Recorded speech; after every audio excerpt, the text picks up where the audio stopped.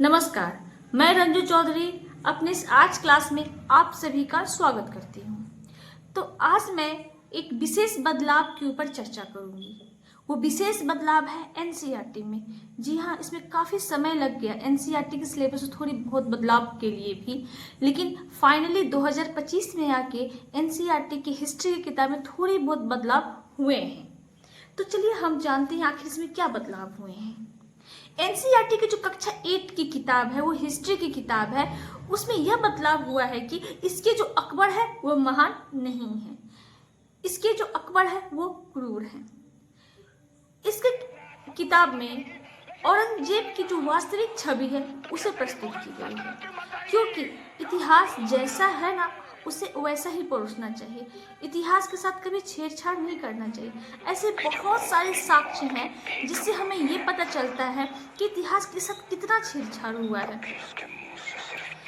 कहा गया है कि हम आप 2025 से पहले के इतिहास की जब हम बात करते तो उसमें औरंगजेब को एक धार्मिक नेता के रूप में उसे दिखाया गया है जो सभी धर्मों का सम्मान करता है।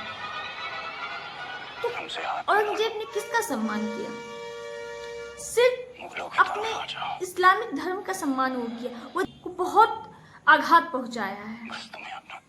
हिंदू के कई मंदिरों को तोड़ने वाला इंसान को इससे पहले की किताब में महान बताने की कोशिश चेष्टा की।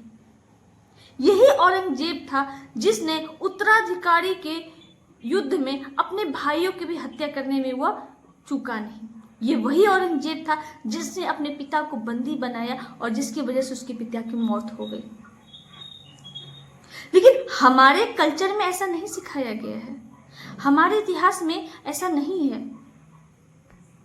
हमारे इतिहास में तो राजा राम की सत्यनिष्ठा को दिखाया गया है। हमारा इतिहास तो यह कहता है कि पिता के वचन पे हम घर त्याग कर दे, परिवार छोड़ दे और वन को प्रस्थान कर जाते हैं। हमारे इतिहास में तो इस तरह संस्कारी पुत्रों का इतिहास है। हम अपने बच्चों को क्या पढ़ाएंगे? पिता की हत्या कर दे, ये पढ़ाएं? वो भी कक्षा 12 के बच्चों को? नहीं ना। तो उस समय के जो इतिहास थे, आप देखिएगा एनसीईआरटी की जो कक्षा 12 की किताब थी, पहले की जो किताब थी, उसमें आप देखिएगा जो मुगल एम्पायर है, मुगल एम्पायर को एकदम मतलब कि सहिष्णु, धर्मनिरपेक्ष में सभी धर्मों को सम्मान करने वाला साम्राज्य या वो साम्राज्य दिखाने की कोशिश किया गया है। क्या ये वास्तविकता थी? तो क्या आप दुर्गावती का कहानी नहीं जानते हैं? आप अगर गूगल पे सर्च कीजिएगा ना तो दुर्गावती का कहानी आपको मिल जाएगा। अकबर की वास्तविक छवि अगर आप सर्च कीजिएगा किताबों में या गूगल पे तो आपको इसकी वास्तविक छवि मिल जाएगी।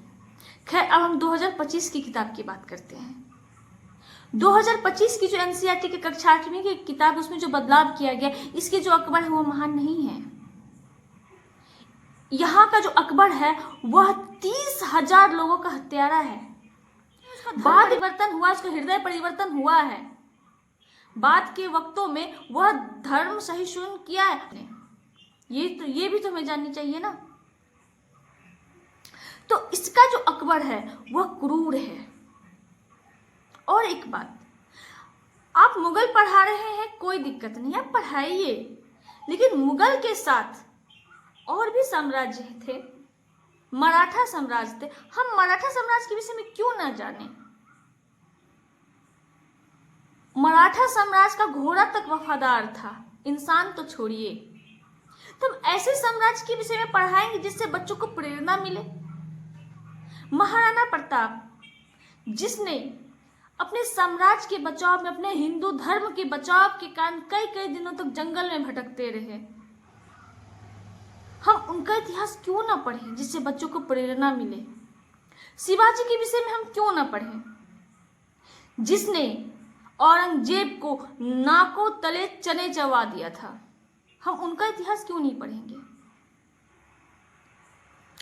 अक्सर इतिहास में हम देखे हैं, ये कब से 712 ईस्वी से ही इतिहास को तोड़ मरोड़ के परोसा गया है।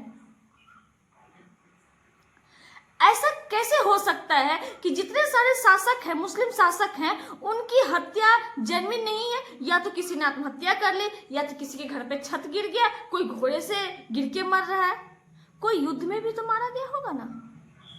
अगर हम शेरशाह की बात करते हैं तो शेरशाह की मौत का क्या कारण था?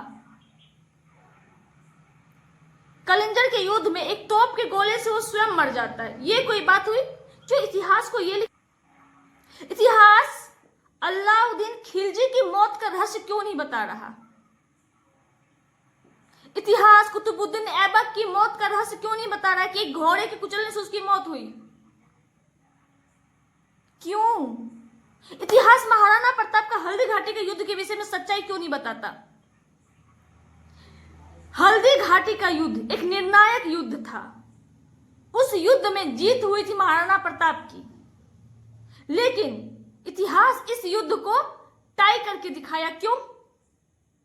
आप महाराणा प्रताप के वास्तविक जीवन में पढ़िए, आप जानिए